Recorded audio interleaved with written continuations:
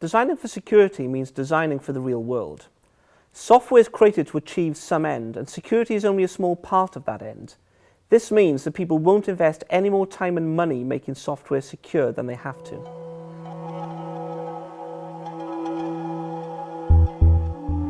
When you use any software product, you want to know that things of value associated with that product will be protected. The more we think about a software product and how we use it, the more security expectations we have. In the future, even though the product or our use of it might change in ways we can't yet imagine, we want to be safe in the knowledge that the things we value will still be protected. Security is not something that can simply be bolted onto a product without affecting the way the product works or is used. This means that designers need to understand who will be using the product, why, and in what ways, both now and in the future.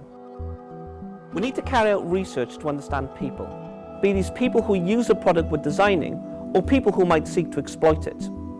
This research might involve speaking to prospective users or observing how people might use a product. In the case of attackers, we need to discover the different ways they exploit software and what their motivations and goals might be.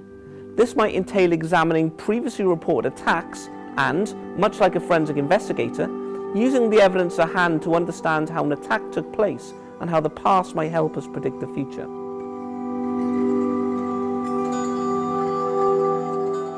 The more research we carry out, the more data about people we collect. Inevitably, we need some way of representing this data so both we and other people can make sense of it. We need some way of capturing the fact that people are complicated and varied and possess desires, preferences and behaviours. This is possible through the use of personas. Personas are grounded in research we conduct about people who will use our products, so each characteristic described maps onto some real behaviour about people represented by the personas. They are also useful when we're designing for security because they tell us how people might encounter any security features that are built into a product.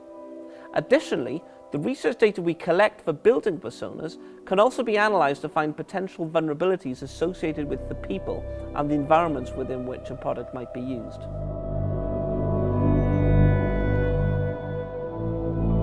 If security is going to be successfully embedded into the software, then we need to stop thinking of security design as a constraint and start thinking of it as an opportunity to innovate.